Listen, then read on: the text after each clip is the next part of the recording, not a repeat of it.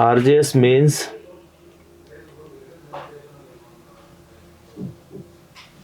ही एक तरह से सिलेक्शन का द्वार है। अब आप लोग आरजेएस मेंस की तैयारी कर रहे हैं और रिजल्ट से पूर्व कर रहे हैं, इसका मतलब ये है कि आप लोगों को ये उम्मीद है कि आपका चयन प्रीलिम्स में तो हो जाएगा, आपका अच्छा स्कोर है।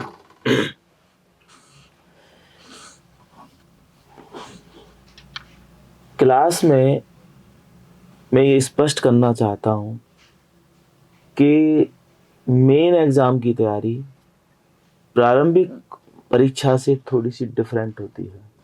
बहुत ज़्यादा नहीं, मूलचूल परिवर्तन नहीं, लेकिन थोड़ी सी डिफरेंट होती है। इस परीक्षा में आपसे सघन अध्ययन की अपेक्षा की जाती है। प्रश्न उठता है कि ये सघन अध्ययन क्या है?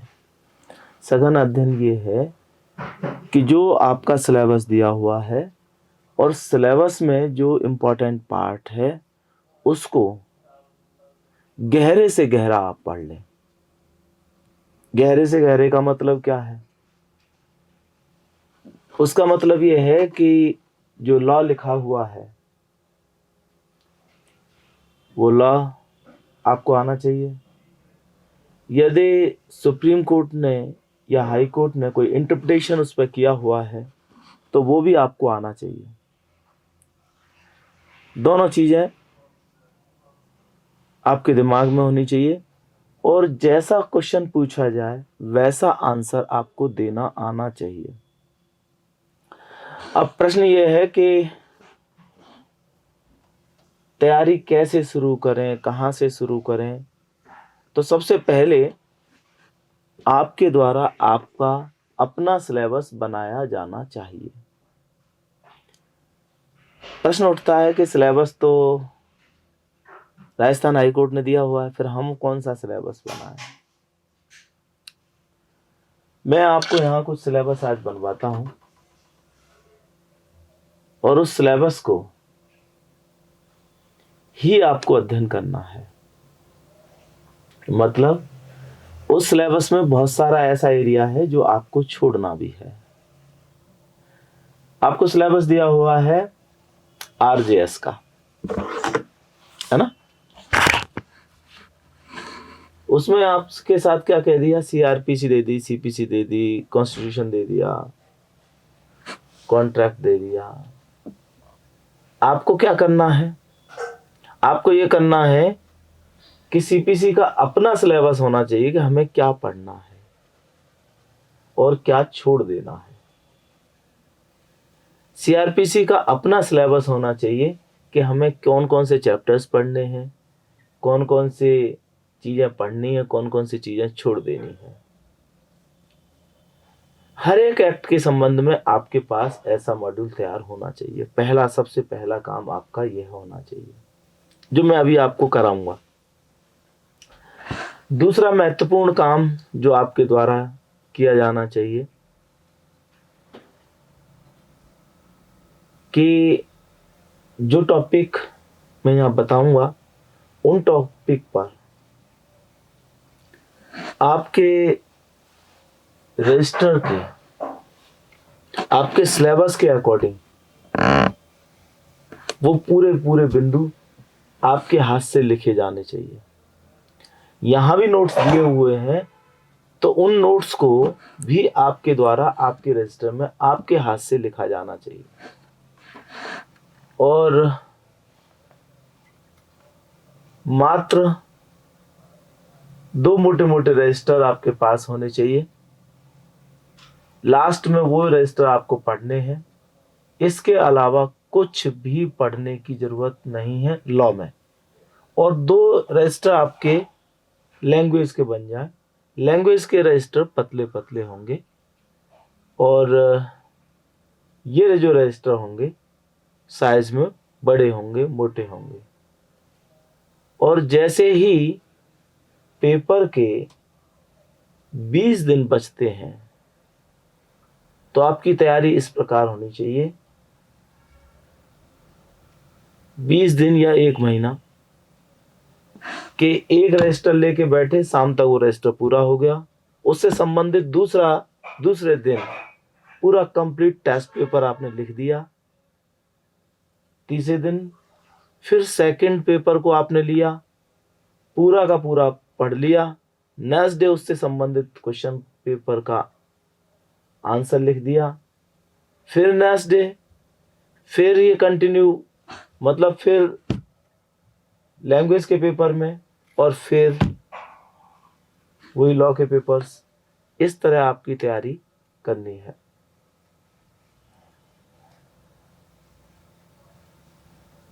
जैसे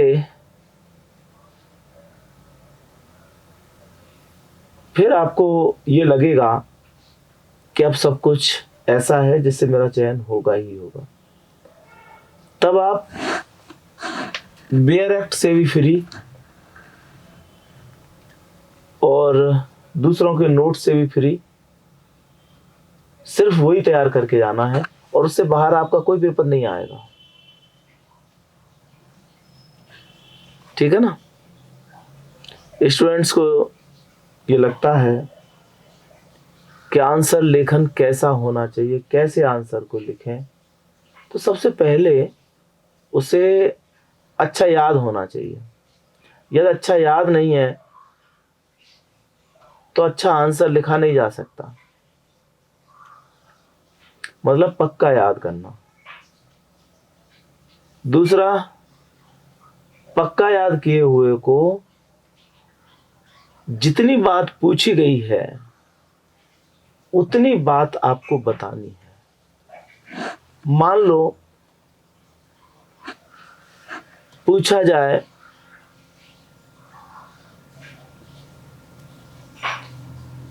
कि बर्डन ऑफ प्रूफ क्या होता है, तो आप बर्डन ऑफ प्रूफ बताइए। यदि पूछा जाए बर्डन ऑफ प्रूफ संबंधी प्रावधानों को स्पष्ट कीजिए, तब आप सारे प्रावधानों को लिखिए उसमें।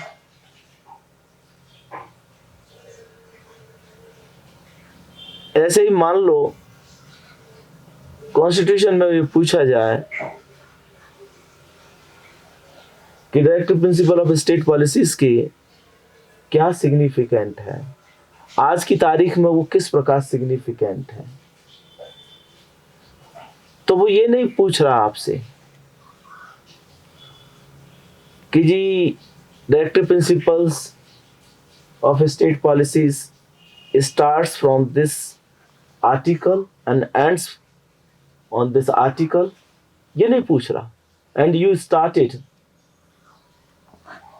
complete articles, answer is wrong. He is asking only what is the significance in present days,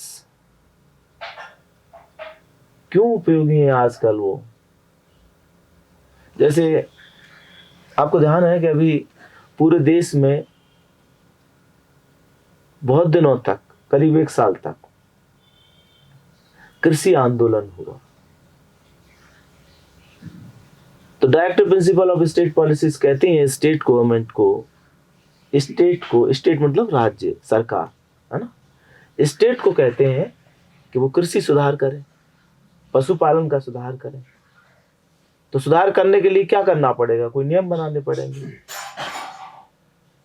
उन्होंने नियम बनाए, नियम किसानों को पसंद नहीं आए, लेकिन उन्हें कहा किसने, इंडियन कॉन्स्टिट्यूशन ने कहा कि आप नियम बनाइए, सुधार करने। ठीक है ना। तो ये उसकी सिग्निफिकेंट है। क्या है ये। ऐसे ही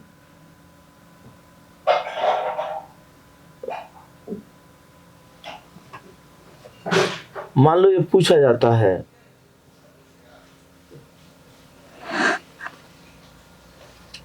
कि सभी के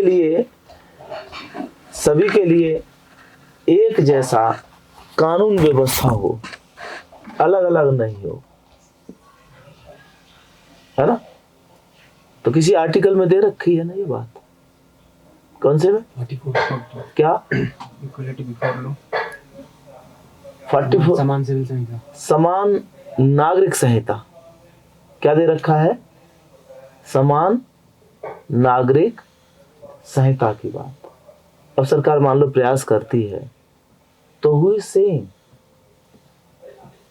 the constitution is saying to the state कि आपको सिविल नागरिक संहिता बनानी है, जिसमें सभी के लिए जो लॉ है वो कॉमन हो। इसका मतलब ये है कि वो उसकी उपयोगिता को बता रहा है, क्यों उपयोगी। तो आपको ऐसा जैसा प्रश्न पूछा गया वैसा आपने उत्तर लिखा। स्टूडेंट क्या करते हैं,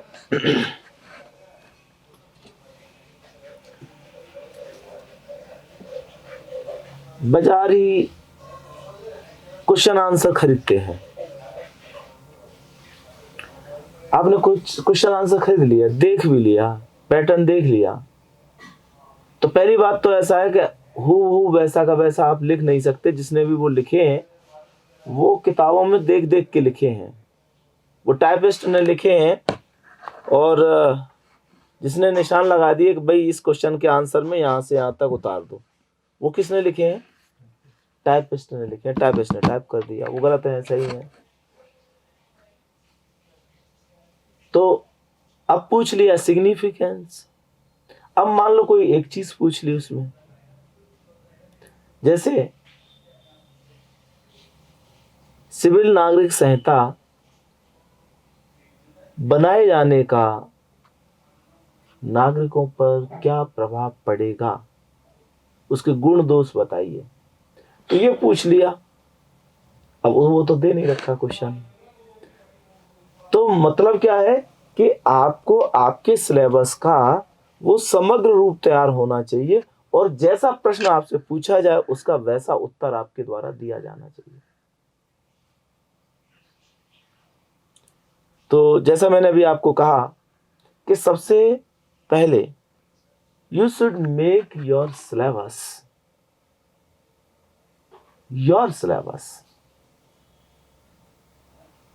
कि आप उस सिलेबस में क्या पढ़ने जा रहे हैं। ये सबसे पहला आपका काम होना चाहिए। आपके चारों पेपर के लिए, आपके सिविल लॉ के पेपर के लिए, आपके क्रिमिनल लॉ के पेपर के लिए, आपके लैंग्वेज के पेपर के लिए, अभी आप देख रहे होंगे कि स्टूडेंट लैंग्वेज से भी बड़े पीड़ित हैं। अब लैंग्वेज की दो पीड़ाएं हैं।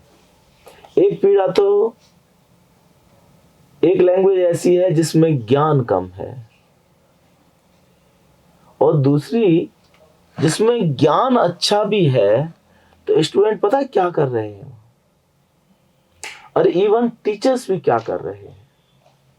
मुझे आश्चर्य होता है उन टीचर्स पर जो हिंदी के ऐसे पढ़ा रहे हैं। हिंदी का ऐसे हमने सिविल सर्विस में भी लिखा, आरएएस में भी लिखा। मैंने एक बार आरएएस का पेपर दिया था,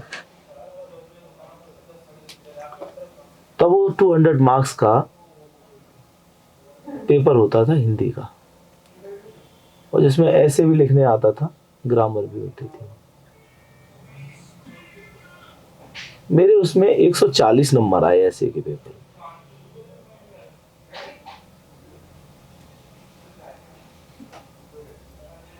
और मैंने किसी ऐसे की तैयारी नहीं की थी।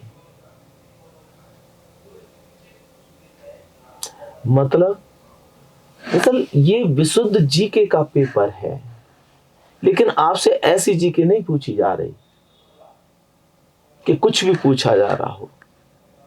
निबंध का मतलब है कुछ टॉपिक्स हैं, जिन टॉपिक्स पर जो सोशल रेलेवेंस के टॉपिक्स हैं, उन टॉपिक्स पर आपके कंसेप्ट इतने ज़्यादा क्लियर हैं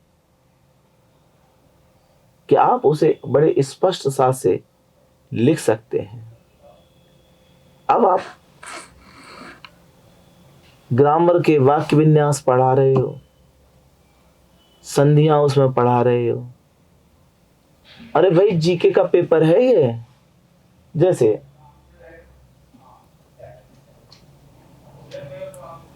कल किसी स्टूडेंट से बात हो रही थी, तो उस स्टूडेंट ने कहा सर मुझे किसी ने बताया कैशलेस इकोनॉमी।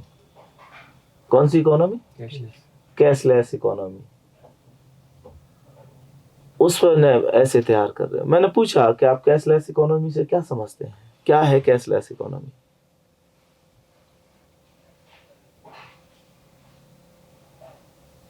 तो कैशलेस इकोनॉमी क्या है? तो आप क्या कर रहे हैं कि जो कुछ भी लिखा हुआ है या तो आप उसे रट रहे हैं, और जब रट रहे हैं तो आपके विचार बनने की तो दूर दूर तक कल्पना ही छोड़ दो, क्योंकि आपने बांध दिया उस चीज को अपने। एक स्टूडेंट का मैं सुन रहा था, सर हमारे तो विचार नहीं आते, हमारे तो एक लाइन के ही विचार आते हैं, फिर दूसरा हमारी समझ में नहीं आता। जब रटोगे तो ऐसा ही होगा, क्योंकि आपने अपने दिमाग को खुला छोड़ा ही नहीं।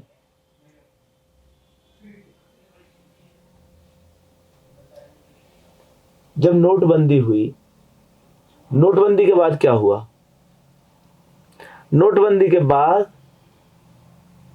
देश के प्रधानमंत्री ने यह संदेश दिया कि ठीक है नोटबंदी हो गई, तो आप अपने जो ट्रांजैक्शंस हैं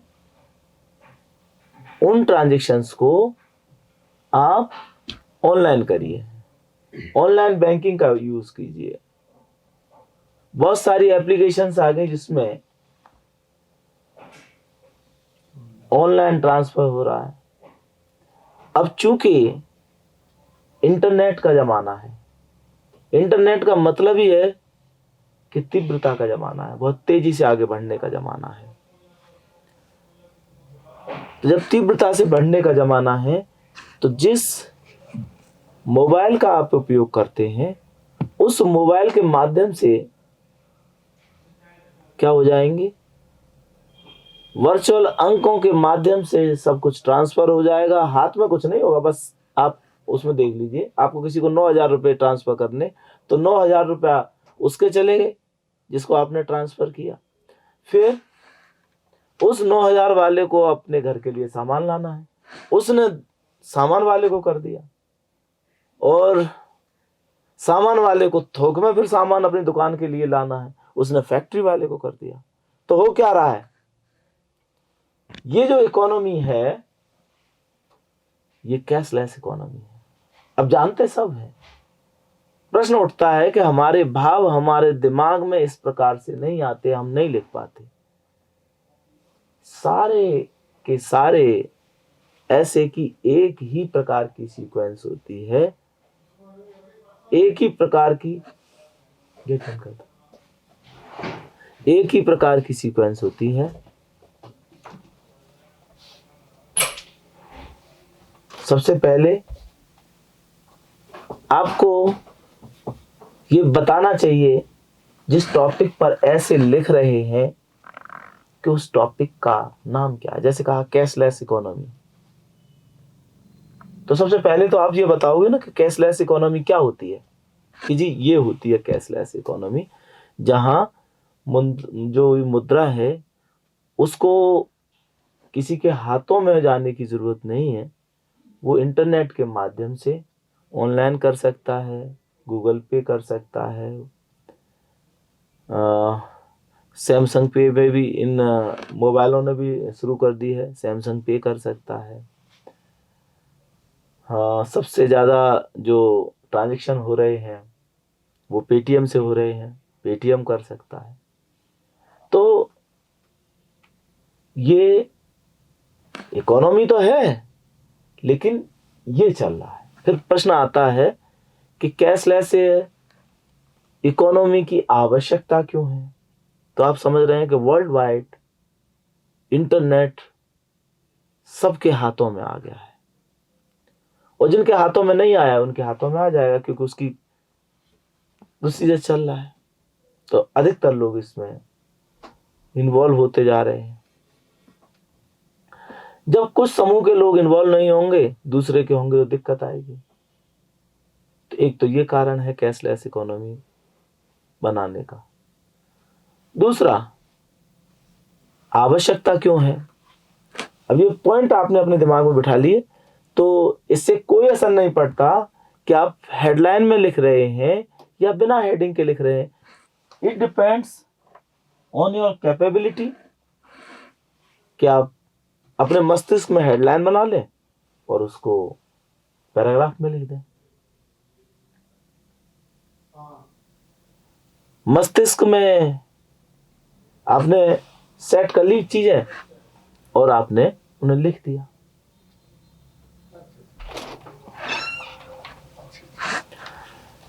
दूसरा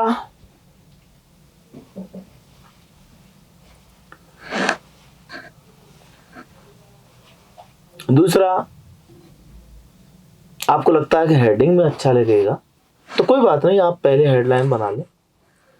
जैसे लोग लिखते हैं प्रस्तावना, फिर दूसरी चीज है प्रस्तावना का मतलब है कि उस कैशलेस इकोनॉमी को आपने एक पैराग्राफ में जिस्ट दे दिया उसका। तो दो हेडलाइन ऐसी हैं जैसे प्रस्तावना और उपसंहार, तो उसमें लास्ट में आपने कंक्लूजन दे दिया और बीच में उसको पढ़ा दिया। जिनसे मैंने कभी हिंदी पढ़ी थी और ख़ास तौर से वो ऐसे ही पढ़ाते थे, बाकी कुछ ग्रामर वगैरह नहीं पढ़ाते थे। तो चूंकि वो हमसे कहते थे कि भाई पीपल के पत्ते की भांति होता है ऐसे। पीपल के पत्ते की भांति मतलब एक ऐसे को इस तरह आपने मतलब पहले चौड़ा करते गए, बढ़ाते गए, फिर धीमे धीमे चीज़ों को कम करते गए। इस तरह का उन्होंने हमें बताया। और चूंकि उन्होंने बताया तो मेरे तो बड़ा अच्छा स्कोर रहा और मेरे दोस्तों में भी बहुत अच्छा स्कोर रहा। तो आपके पास पॉइंट आ गए। उन पॉइंट्स में एक पॉइंट आपने ये बना लिया कि कैशलेस इकोनॉमी की आवश्यकता, तो इंटरनेट आपके दिमाग में आ गया। दूसरी, हम और आप सब लोग जानते हैं कि पहले, बहुत पहले स्वर्ण मुद्राएं चलती थी। स्वर्ण मुद्राएं चलती थी। जब स्वर्ण मुद्राएं चलती थी तो उतने बड़े देश का जो लोग थे, उन लोगों की संख्या तो बहुत कम थी। महात्मा बुद्ध के समय में तो मात्र 1 करोड़ की आबादी थी। 1 करोड़ कितना, कौन कौन से में? आज का भारत, आज का पाकिस्तान, आज का बांग्लादेश, आज का नेपाल, है ना, और आज का अफगानिस्तान। इतने देशों को मिलाकर 1 करोड़ लोग रहते थे। ऐसे समय में स्वर्ण मुद्राएं चलाए जाना कोई ठीक ही था। फिर संख्या बढ़ी, स्वर्ण से चांदी आई, चांदी से तांबा आया, तांबे से चमड़ा आया, चमड़े की मुद्राएं भी चली, है ना। तो विभिन्न प्रकार की मुद्राएं चली।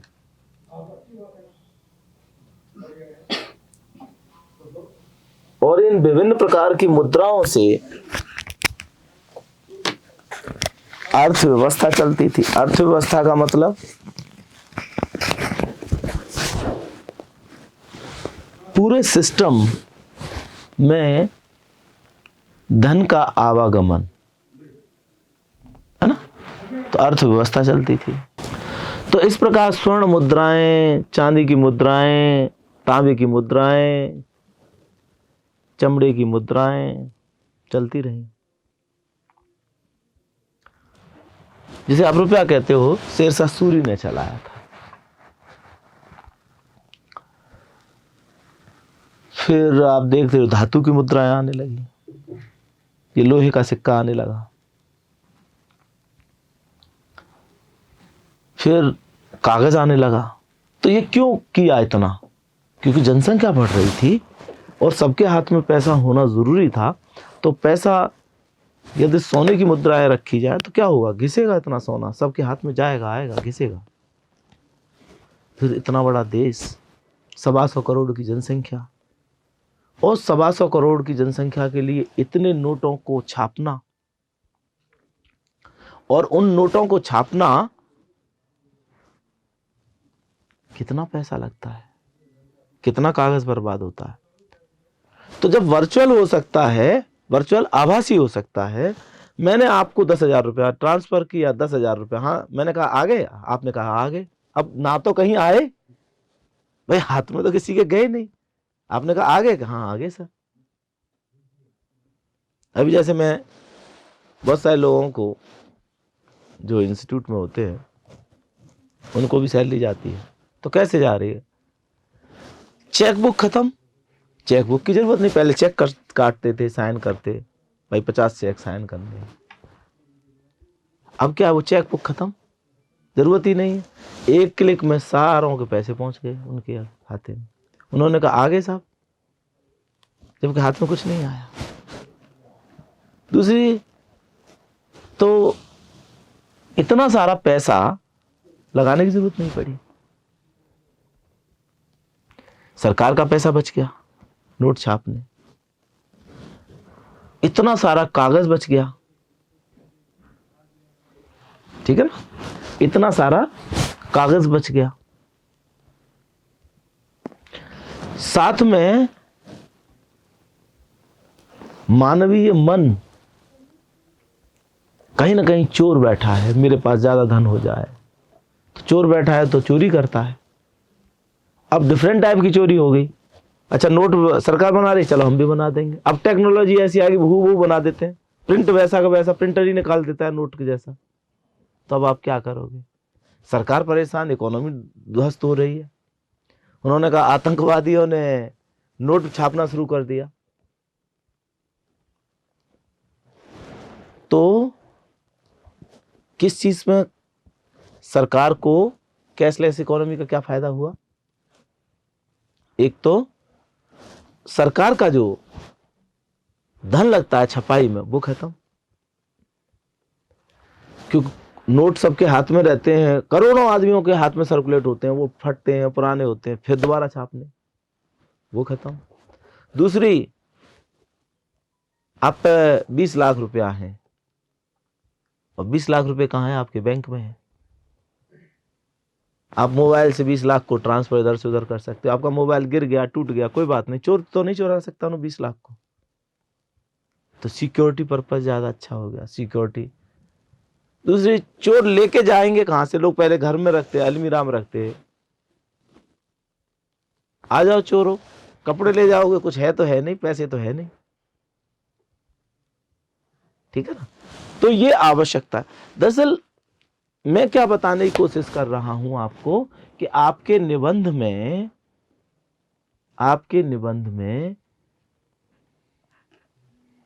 आपके विचार झलकने चाहिए। आप ज्यादातर शुद्धि अशुद्धि पे, हाँ ठीक है, शुद्ध तो होना ही चाहिए, लिखना चाहिए। और आप रोज लिखते हैं, देख देख के कोई चीज आपने लिख भी रखी है ना, तो धीमे धीमे आपकी शुद्धता अशुद्धता सही हो जाएगी। टीचर पढ़ा रहा है, किता के पीछे है आएगा, है के पीछे ये आएगा। अरे भाई, अब इन सब चीजों की जरूरत नहीं है निबंध में। इतना ग्रामर पे जाने की जरूरत नहीं है। अब मान लो वो कहते हैं कि साहब आपके जब आप लिख रहे हैं आपने अशुद्ध लिखा तो गोले बना देगा। मेरा ये मानना है शुद्ध तो लिखना ही चाहिए,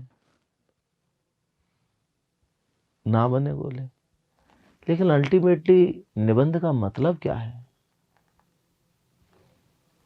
दे वांट टू नो कि आप कितने विचारशील हैं, आप किन टॉपिक्स पर आपका कितना विचार बनता है, आपकी समझ कैसी है, आपको बिल्कुल शुद्ध लिखना आता है, समझ बिल्कुल नहीं है, आपने रट के लिख दिया, क्या होगा? कुछ भी नंबर नहीं मिलेंगे। एक बार आरजेएस में ही आया कश्मीर की स्वायत्तता।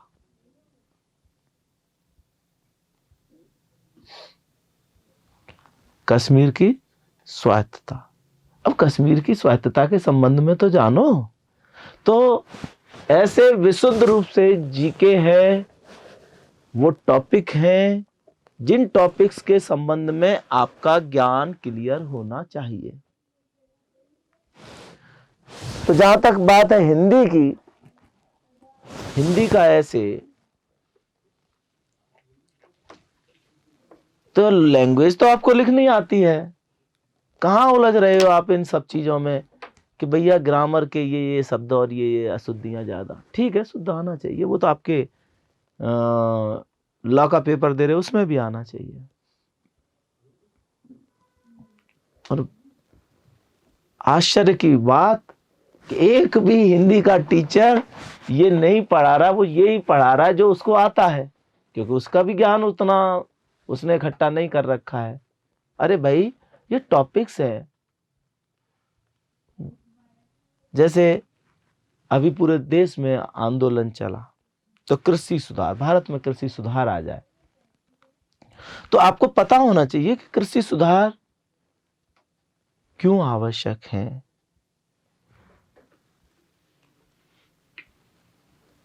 क्या हालत है किसानों की। 60-70% जनसंख्या किसान है, आज भी इतनी पीड़ा में क्यों रहता है, ये सब चीजें क्लियर होनी चाहिए। तो ये फिर आएगा कैसे, कैसे तैयार करें इनको, इन टॉपिक्स को। जैसे सबसे पहले, जैसे मान लो कृषि सुधार आ रहा है, तो क्या कॉन्स्टिट्यूशन में कोई प्रोविजन है क्या? तो कॉन्स्टिट्यूशन का आपने आर्टिकल लिख दिया, उससे आपका रेफरेंस हो गया। बैठ जाओ, वो आपने लिख दिया, तो आपको क्या समझ में आया कि टॉपिक पर आपकी विस्तृत नॉलेज होनी चाहिए। किताबें ला रहे हैं इकट्ठी कर करके कि ये ले लो, ये ले लो। जो जो टॉपिक हैं, 20-30 टॉपिक आपने तय कर लिए, उनके ऊपर 2 तरह के नोट्स में 2 तरह के पॉइंट्स आपके पास होने चाहिए। जैसे कृषि सुधार के संबंध में आया तो कॉन्स्टिट्यूशनल प्रोविजन क्या है, कौन कौन से एक्ट बनाए गए। फिर बात आती है कि उन एक्ट्स में क्या ऐसी बातें थीं जिसका किसान विरोध कर रहे थे, उनके विरोध कितना अप्रासंगिक था, कितना प्रासंगिक था, ये आपका अपना विचार है, आपका अपना लॉजिक है, आपका अपना तर्क है, वो आपको आना चाहिए। ठीक है ना? तो ये सब चीजें आपको आनी चाहिए इस रूप में, ये चीजें आपको आनी चाहिए इस रूप में। तो एक पन्ने का आपका फैक्चुअल पोर्शन तैयार होना चाहिए उस टॉपिक पर, जो भी सोशल रेलेवेंस के टॉपिक हैं आपके, उसके संबंध में आपको एक पूरा का पूरा, और चूंकि ऐसे मैं खुद पढ़ाऊंगा तो 50-60 टॉपिक्स का उन्हें लिखाएंगे। फिर आपके दिमाग में भी तो आता है, आप भी तो कभी कभी कहते हो डिस्कशन में, कोई पॉलिटिकल डिस्कशन शुरू हो जाए, नहीं नहीं ये किसान गलत बैठे हैं, कितना बढ़िया सरकार कानून लेकर आई। दूसरे कहते हैं नहीं नहीं गलत नहीं बैठे, सही बैठे हैं, सारा अडानी अंबानी को देना चाहते थे। आप कहते हो नहीं, किसानों, जो छोटे किसान हैं उनकी हालत सुधारने के लिए बैठे। तो आप भी तो डिस्कशन का, जो आप ये डिस्कशन कर रहे हैं और इस डिस्कशन को अपने शब्दों में आप अपने बात को लॉजिक के साथ लिख देते हैं, it is the part of the your एसे। ये लिखना आना चाहिए। तो अब मेरे से तो आप लगभग किसी भी टॉपिक पर ऐसे की बात करें, मैं तत्काल तैयार हूं उसके लिए। मैंने कोई लिख रखे हैं क्या? ना, लिखे हुए नहीं है। किसी भी टॉपिक पर लगभग ले लो। हाँ बिल्कुल, साइंस एंड टेक्नोलॉजी का टॉपिक होगा तो उस टॉपिक पर यह संभव है कि मैं फैक्चुअल चीजें कम दूं, लेकिन उस पर भी मेरे को नॉलेज उतनी ही है। दरअसल आपकी ये समझ कि कोई चीज क्यों है, क्या उसकी उपयोगिता है, उसको आपको कहना आना चाहिए। वो ऐसे विद्यार्थियों को ढूंढना है ऐसे के माध्यम से जो अपनी बात को अच्छे से समझ के साथ, लॉजिक के साथ रख सके।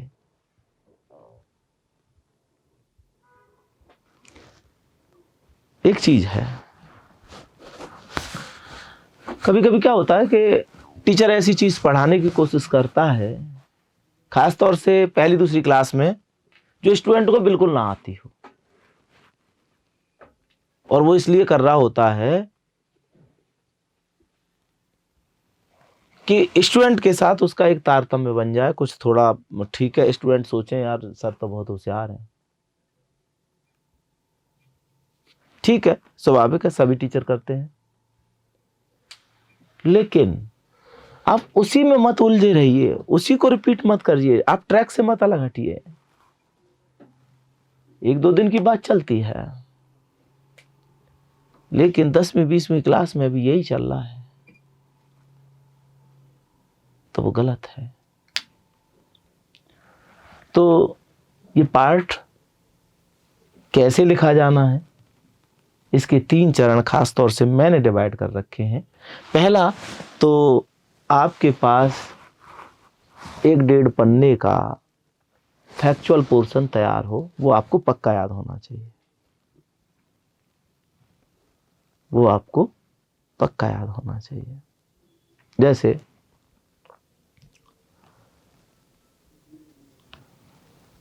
मान लो राजस्थान में पर्यटन आ जाता है, टूरिज्म इन राजस्थान, तो आपको पता होना चाहिए कि केवला देव कहाँ है। आपको पता होना चाहिए कि सवाई माधोपुर में क्या क्या चीजें ऐसी हैं। आपको पता होना चाहिए जोधपुर में क्या है। इसका मतलब ये नहीं है कि आप कितना फैक्चुअल दे रहे हैं, फैक्चुअल नहीं, उस लेखन में फैक्ट्स की जरूरत पड़ेगी। जैसे जैसलमेर में तो क्या है, टीले टीले है। और अब आप देखेंगे 25 दिसंबर से लेकर और 3 जनवरी तक दुनिया भर के लोग, इतनी भीड़ जैसलमेर में ही होगी। और जैसलमेर में कुछ है नहीं, तो आपको पता होना चाहिए कि वहां लोग क्यों जाते हैं। पाली वालों का एक गांव है, जैनियों के मंदिर हैं, वहां का जो किला है, ये सब पता होना चाहिए। तो इससे क्या समझ में आया आपके कि ये तो फैक्चुअल चीजें हैं, मोटी मोटी। इनको आप कम देते हो ज्यादा देते हो, वो उतना इंपॉर्टेंट नहीं है। इंपॉर्टेंट कुछ और बातें हैं। क्यों है पर्यटन आवश्यक, क्यों सरकारें इस पर जोर दे रही हैं? सिंपली मान लो आप बहुत बड़े इंजीनियर हैं, आपने अपनी प्रज्ञा लगाकर आपने बहुत पैसा कमा लिया, तो आप रहने खाने और अपने खर्चों पर कितना पैसा खर्च करेंगे? लेकिन आपका पैसा गरीबों में भी तो बंटना चाहिए ना। सरकार आपसे, ठीक है, आपको इनकम टैक्स लेकर कुछ पैसा आपसे ले लेगी, तो आपका पैसा आपकी जेब से कैसे निकले? जिनके पास इतनी प्रज्ञा नहीं है उनके पास भी पैसा पहुंचे। तो आपने सोचा घूमने चलते हैं, तो ऐसे लोगों को घूमने के लिए आकर्षित करना, ऐसे लोगों को घूमने के लिए आकर्षित करना, तो क्या होगा, उन लोगों की इकोनॉमी जो गरीब तबका है, क्या कर रहा है वहां गरीब तबका, अपने परिधान जो सामान्यतः रोज पहनता है वैसे ही परिधान ला के रख लीजिए भाई साहब, आप इन्हें पहन लीजिए और एक ऐसा फोटो आप खिंचवा लीजिए। बात समझ में आई? हम अपना ऐसा फोटो खिंचवा लेते हैं और उसके बदले में वो कुछ पैसे ले लेते हैं। कोई भुट्टे बेच रहा है, कोई चाय बेच रहा है, कोई ऊंट पर बिठा रहा है, कोई घोड़े पर बिठा रहा है। इससे उन लोगों का जिनके छोटे छोटे व्यवसाय चलते हैं उनको पैसा फ्लो होता है। ठीक है ना? तो ये चीजें आपको आना चाहिए। इसलिए इस सेक्टर के माध्यम से उन लोगों को जो गरीब तबका है उसको भी आपकी जेब से पैसा निकलवा कर वहां देना। दूसरा, विदेश के जो लोग आते हैं वो भी बहुत पैसा खर्च करने आते हैं। मेरा एक मित्र है, जर्मनी का है। जब मैं पूना ओशो आश्रम गया तब वहां वो मुझे मिला। बड़ी मोटी तनख्वाह मिलती है उसको। तो चूंकि वहां विदेशी बहुत थे तो मेरी कई विदेशियों से जान पहचान हो गई, दोस्ती हो गई। एक फिल्म प्रोड्यूसर था अमेरिका का, एक ईरान की बहुत पैसे वाली लेडी थी। तो जर्मन वाले ने से मैंने पूछा कि आपको कितना टाइम हो गया? बोले मुझे करीब 1 महीना तो हो गया यहाँ। अब हम लोग तो 5 दिन के लिए, 2 दिन के लिए, 1 दिन के लिए चले गए। मैंने कहा 1 महीना तो आपका काम कैसे चल रहा होगा? बोले हमारे यहाँ सिर्फ 6 महीने हम काम करते हैं। एक बहुत बड़ी कंपनी का सीईओ था वो। उसने कहा मैं सिर्फ 6 महीने काम करता हूँ, हमारे यहाँ कंपनी में यही परमिशन है, 6 महीने काम करो, 6 महीने फिर आप घूमो, 6 महीने दूसरे लोग काम करें। भारत में तो ऐसा है नहीं। तो चूंकि वो बहुत पैसा कमाते हैं, फिर उन्हें लगता है दुनिया घूमो, उस घूमने में यहाँ पैसा खर्च करते हैं। तो होटलों को, सबको पैसा यहाँ आता है, तो विदेशी मुद्रा हमारे देश में आती है। तो ये टूरिज्म के इस तरह के बेनिफिट्स हैं। इस पर आपके मस्तिष्क में ये बात, कंसेप्ट क्लियर होने चाहिए। आपका ये कि किताब ले आए साहब ऐसे की और हमने थोड़ा सा इसे रट लिया, मैं पक्का रट लूंगा, ये व्यर्थ है। अब बात आती है इंग्लिश में। सेम इंग्लिश में बातें हैं, आपको छोटे छोटे सेंटेंसेस में अपनी ये बात कहना आनी चाहिए। बहुत कॉम्प्लेक्स और इस तरह के सेंटेंसेस की कोई जरूरत नहीं है, कोई जरूरत नहीं है। जिस चीज में भी आप अपने अच्छे से बात कह सकते हैं उस टॉपिक को उठाना चाहिए। इसमें आपको लगे इसमें अब मैं बात करने में ज्यादा कंफर्टेबल हूं। जैसे मैंने मान लो कोई टॉपिक आज तय किया, मैंने टॉपिक तय किया कि जी ऐसे पढ़ाएंगे, तो चलो ठीक है। फिर आपने कहा सर कौन सा टॉपिक?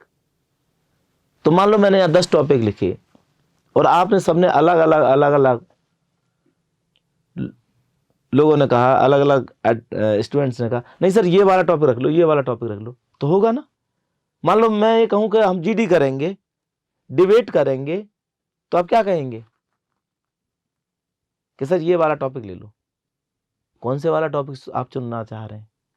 जिसके बारे में आपको नॉलेज होती है, जिसके बारे में आपको नॉलेज होती है, तो उन टॉपिक्स को आप चुनना चाह रहे हैं।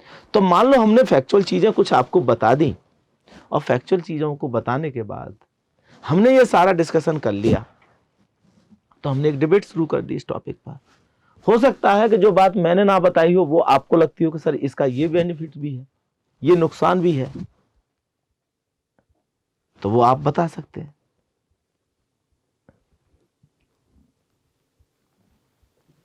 ऐसे ही मैं कहीं सुनना था, कोई नाम ले सकता हूँ, कोई महिला सशक्तिकरण पर, वुमेन एम्पावरमेंट पर ऐसे बता रहे थे।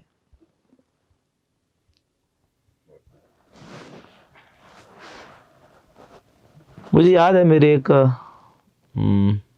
परिचित हैं, तो मैं एक बार ये ऐसे पढ़ा रहा था, तो प्रश्न उठता है कि जो सशक्त है और जो सशक्त नहीं है, सशक्त नहीं है का मतलब जो निर्बल है, तो भारत में महिलाएं क्या निर्बल हैं? तो मान लो महिला सशक्तिकरण आए, तो आपने सबसे पहले बताया महिला सशक्तिकरण का अर्थ क्या है। महिलाओं को विभिन्न प्रकार के अधिकार उपलब्ध कराना जिससे कि वो और सशक्त हो जाए। लेकिन इसका कोई ये मतलब नहीं है कि महिलाओं को इतना सशक्त कर दो कि वो पुरुषों से भी सशक्त हो जाए। ऐसा नहीं है। क्या करना चाहते हैं कि लगभग बराबर आ जाए। अब प्रश्न उठता है कि क्या महिलाएं हमारे यहाँ निशक्त हैं? क्या महिलाएं हमारे यहाँ दुर्बल हैं, निर्बल हैं? ऐसा है? देखो, आप लड़की हैं, आप अपने को निर्बल समझते हैं ना? कोई निर्बलता नहीं। देश में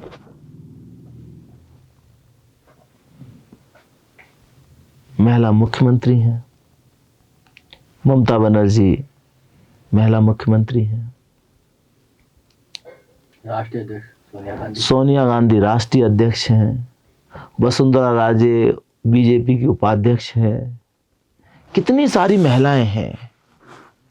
क्या इनको और सशक्त करना है? ना, कुछ ऐसा तबका है जो हमारी रूढ़ियों और प्रथाओं के कारण पछड़ गया है। जो उनकी बात है कि उनको कैसे सशक्त किया जाए। अब देखोगे महिलाओं के लिए कानूनी प्रावधान पहले से,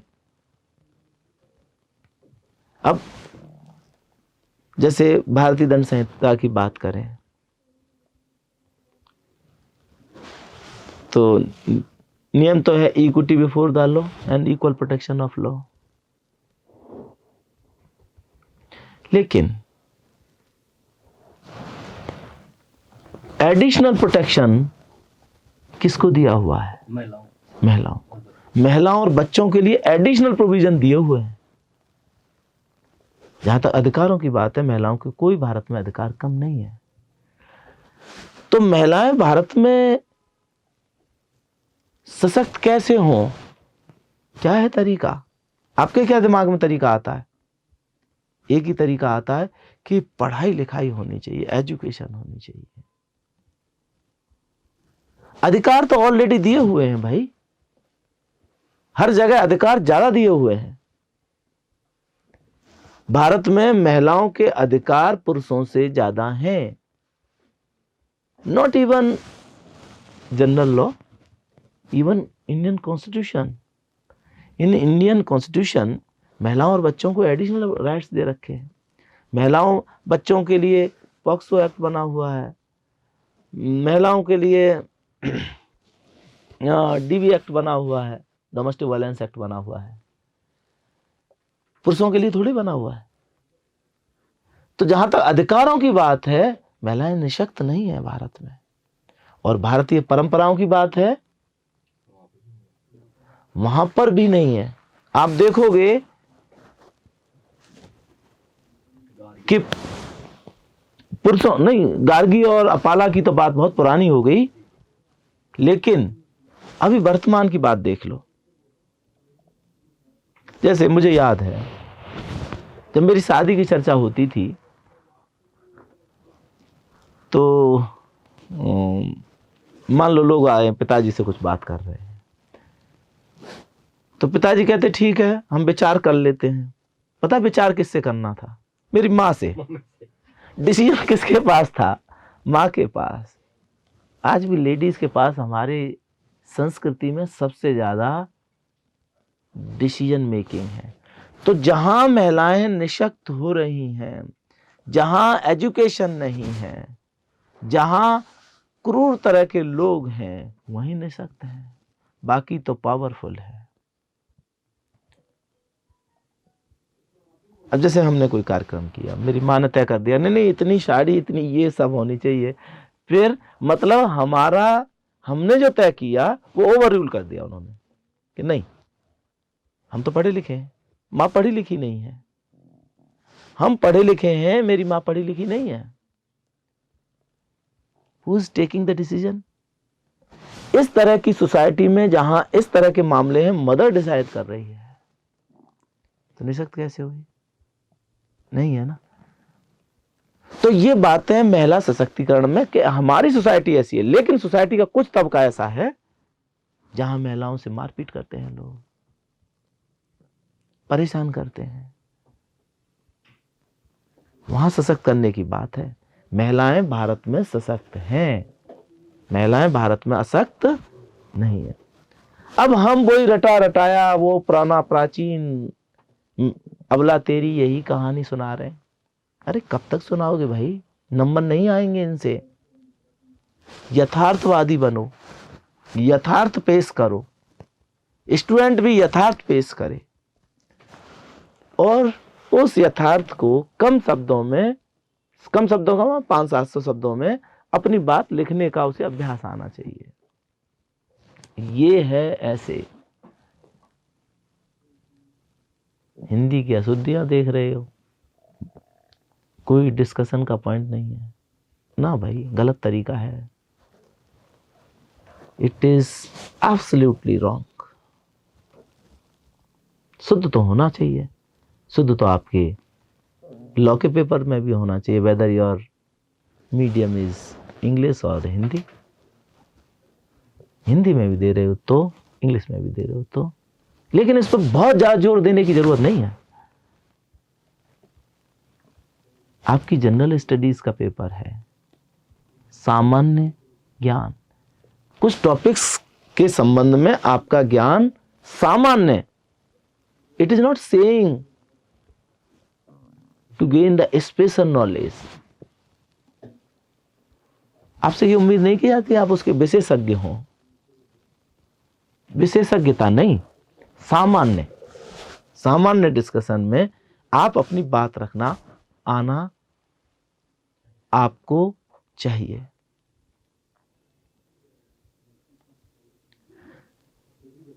और जैसे कि मैं अभी एडीजे मेंस में कराता हूं, आप लोगों को भी कराऊंगा कि जैसे टॉपिक ले लिया, मानो आप लिख ही रहे हैं, यही क्लास में हमने दिया कि अच्छा चलो आप अपने विचार इस पर रखिए। तो जैसे मैं अभी अपने विचार रख रहा हूं, ऐसे ही आपको अपने विचार रखना आना चाहिए। तब आप एक सुंदर ऐसे लिख पाएंगे, एक अच्छा ऐसे लिख पाएंगे।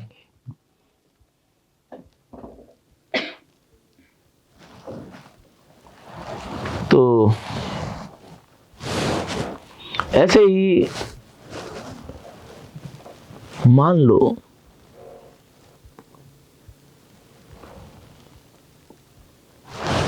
बिल्कुल आजकल करंट अफेयर्स पे ऐसे आ रहे हैं ज्वलंत मुद्दे। तो जो ज्वलंत मुद्दे अभी चल रहे हैं,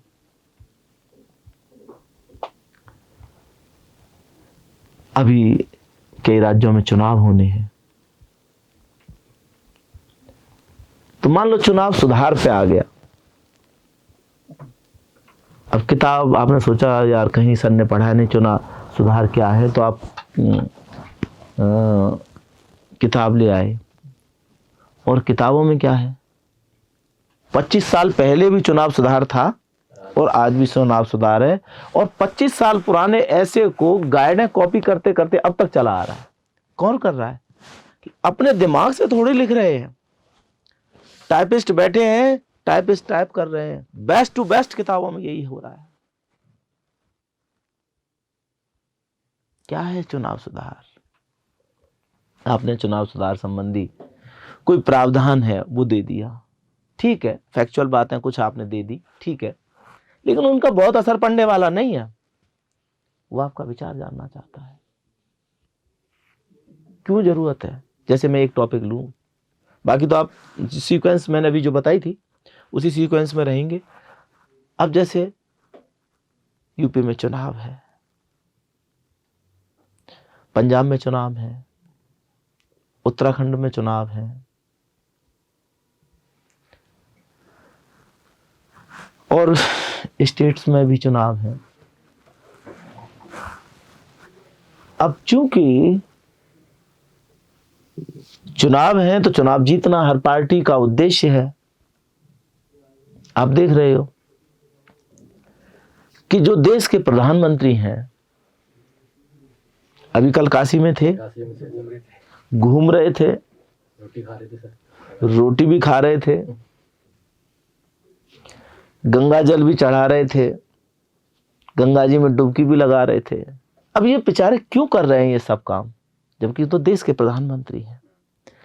अरे सीट नहीं आएंगी तो जहां से वो कमजोर हो जाएगी पार्टी, और मान लो सारी सीट नहीं आएंगी आगे, क्योंकि प्लानिंग आगे तक की होती है। जब सीट नहीं आएंगी तो फिर आगे कौन बनाएगा, पद ही चला जाएगा। तो ये समस्या आती है। अब इस समस्या से कैसे निजात पाया जाए, और निजात पाना क्यों जरूरी है? पाना इसलिए जरूरी है कि आपका हर एक घंटा, हर एक मिनट, हर एक सेकंड जब आपने शपथ ले ली है, आप उस पद पर हैं, तो आप कानून की नजर में एक लोक सेवक हैं। और पार्टी का काम करना एक प्राइवेट काम है। जो पद पे नहीं है वो करे, जो पद पे नहीं है वो करे। अब देश के प्रधानमंत्री जाए आए तो बड़ा नुकसान की बात है, क्योंकि जो काम उन्हें पॉलिसीज के संबंध में लेने चाहिए थे, आज वो अपनी पार्टी को जिताने के लिए कर रहे हैं। तो प्रधानमंत्री ने पहले कोशिश भी की कि एक साथ चुनाव हो जाए, एक साथ चुनाव हो जाए। जब एक साथ चुनाव हो जाएंगे तो सरकार जब दौड़ती है और सरकारी पैसा खर्च होता है। भाई मान लो हम जयपुर में बैठे हैं और भारत सरकार के पास जो पैसा है तो जयपुर वालों का भी है, और उस पैसे में से कुछ पैसा वहां खर्च हो रहा है और प्रधानमंत्री के जाने पर खर्च हो रहा है। तो हमारा पैसा वहां क्यों खर्च हो? हमारा पैसा तो प्रधानमंत्री के, हमारे पूरे देश भर की पॉलिसीज में खर्च हो। क्यों इतना प्रोटोकॉल लगे, क्यों गाड़ियां जाएं, क्यों ये सब चीजें हों, लाखों करोड़ों रुपया खर्चा होता है, ऐसा क्यों खर्च हो? तो यदि चुनाव, चूंकि डेमोक्रेसी की आवश्यकता है, चुनाव यदि एक साथ हो तो क्या होगा? इनको, सरकार को इधर से उधर भागना नहीं पड़ेगा, राज्यों में भी नहीं भागना, एक साथ हो गए पूरे चुनाव, पूरे देश भर के चुनाव, जिसमें सारे चुनाव आ गए। अब ये टारगेट बहुत टफ है, लेकिन एक साथ हो गए तो जिसे आना है वो आ जाएगा, जिसे जाना है वो चला जाएगा।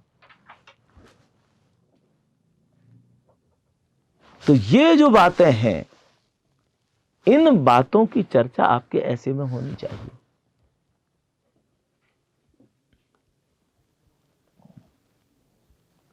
तो आपके क्या समझ में आया कि टॉपिक के संबंध में आपका विजन, आपकी दृष्टि वो क्लियर होनी चाहिए। यदि आपकी दृष्टि क्लियर नहीं है तो आप लिखेंगे कैसे उसको? मान लो मैंने पक्का याद कर लिया, अब मैं लिखते लिखते बीच में भूल गया तो कहीं की बात कहीं लग गई और उसे पता लग जाएगा तो क्या कहना क्या चाहता है। तो ऐसे गड़बड़ हो गया। ठीक है ना। तो सारे टॉपिक, करीब 50 टॉपिक मैं खुद ही कराऊंगा ऐसे के संबंध में, और फिर हम उसमें हर टॉपिक कराने के बाद फिर हम आपके साथ डिस्कशन में उतरेंगे। तो हो सकता है कि आपके पास भी कोई चीज़ हो, जैसे मैंने अभी ये एक साथ चुनाव कराया जाना के टॉपिक को लिया। अब प्रश्न उठता है इसमें नुकसान क्या है, फायदा क्या है। तो ये टॉपिक फायदे और नुकसान भी आपको आने चाहिए और लॉजिकली आने चाहिए, किसी के कहने से फायदे नुकसान नहीं। आपके दिमाग में क्या आ रहा है फायदे नुकसान। ये तो बात वो हो गई कि मान लो मैंने टीवी पे एक डिबेट सुनी और उसमें एक पार्टी के लोग कह रहे हैं फायदा, एक के कह रहे हैं नुकसान है, कुछ और कर रहे हैं। वो नहीं, उन सबको सुनने के बाद आपका विश्लेषण क्या कहता है,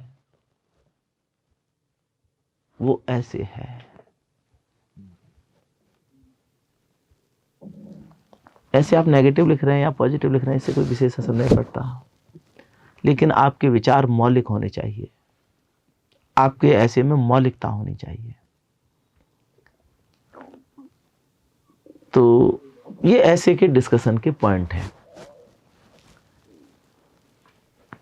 ये तो हुआ हिंदी में, चूंकि हिंदी में आपको 3 ऐसे लिखने हैं। आज दरअसल दोनों ही पेपर, हिंदी और इंग्लिश के जो पेपर हैं वो ऐसे के पेपर हैं। अब ऐसे के पेपर हैं तो एक तरह से आप देखो कि देयर आर 3 पिलर्स, एक सिविल लॉ का, एक क्रिमिनल लॉ का, एक लैंग्वेज का। तो जो लैंग्वेज का जो पिलर है, लैंग्वेज का जो पिलर है, वो लैंग्वेज का पिलर, एक में तो आपका हिंदी के ऐसे आ गए, एक में इंग्लिश के आ गए। तो हिंदी के ऐसे के लिए जो टॉपिक तैयार किए वही इंग्लिश में लिखने हैं, वो टॉपिक वही रहेंगे, लेकिन वहां आपको लैंग्वेज आनी चाहिए। फिर लैंग्वेज कैसी आनी चाहिए, कैसे लैंग्वेज आए। तो मैं अपने सारे विद्यार्थियों को 3-4 बातें हमेशा बताता हूं। इंग्लिश को सुधारने के लिए एक तो आप इंग्लिश के कोई भी टॉपिक जो आपको ठीक लगते हैं उनको कॉपी करिएगा, और कुछ भी ठीक नहीं लगता आप अपने बेरेक्ट कोई कॉपी करिएगा। उससे आपके क्या सुधार आएगा। पहला सुधार आएगा कि आपकी स्पेलिंग मिस्टेक समाप्त होंगी, आप सही लिखेंगे, स्पेलिंग सुधरी। दूसरा क्या आएगा, आपकी हैंडराइटिंग में सुधार आएगा। फिर तीसरा क्या आएगा, आपके वाक्य विन्यास में स्वतः सुधार आएगा। जैसे आपने लिखा subject to order, subject to decision, तो अपने आप टू सब्जेक्ट के बाद टू आता है, अपने आप दिमाग पकड़ने लग जाएगा ऐसे ऐसे लैंग्वेज में, क्योंकि रिपीटेशन में हर बार वही आ रहा है।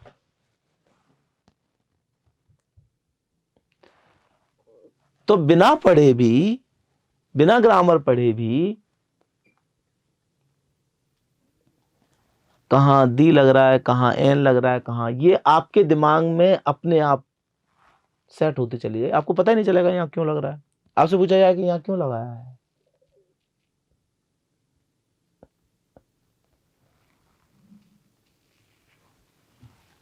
आपको नहीं पता। जैसे आप लिख रहे हैं, कहीं से आपने सेंटेंस पढ़ा, smoking is injurious for health. अब ये रटा हुआ वाक्य है, सब लोग जानते हैं। अब आपको नहीं पता कि स्मोकिंग कि इसमें ING लगा के जीरेंड बना दिया, ये बना दिया, आपको नहीं पता। लेकिन आपको पता है, आप ऐसे थोड़ी कहते हो स्मोक इज इंजूरियस, स्मोकिंग कहते हो। तो क्यों कहते हो, आपको ना भी पता तब भी आपको ग्रामर पता चलती जाएगी। हाँ, ये हो सकता है कि कहाँ लिख रहा है, क्या है, इसका मतलब क्या है, ये भी लाभ आता जाएगा। तो एक तो ये करना चाहिए। दूसरा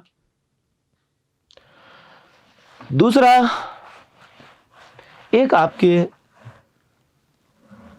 रजिस्टर होना चाहिए जिसमें बुकैब लिखी हो। और बुकैब को कैसे, ऐसे तो बहुत बड़ी बुकैब लिखी हुई है, ऐसे नहीं। बुकैबलरी को आपको जो लिखना है वो कैसे लिखना है,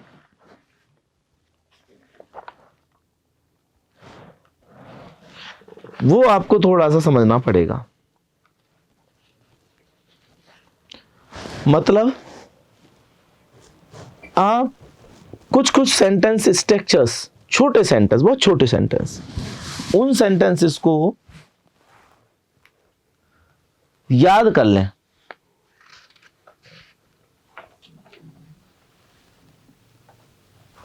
जैसे मैं देख रहा हूं कोई,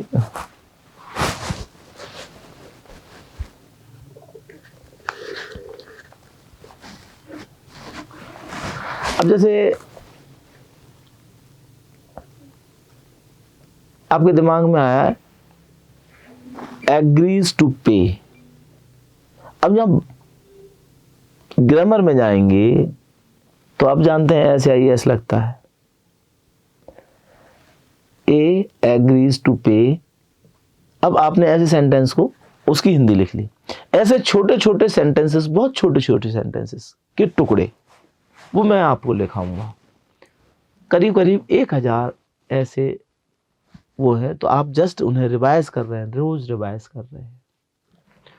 तो आपका क्या होगा कि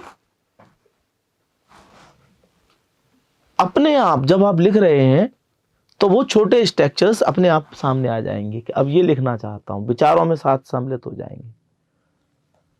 और फिर बहुत सिंपल सेंटेंस, वोकैबुलरी हो गई, वेरी सिंपल सेंटेंसेस में और छोटे सेंटेंसेस में आप अपनी बात रखने की कोशिश करें। कौन सी बात? जो मैंने अभी डिस्कस की थी, विचार जो थे आपके, उन्हीं विचारों को आप रखने की कोशिश करें और वो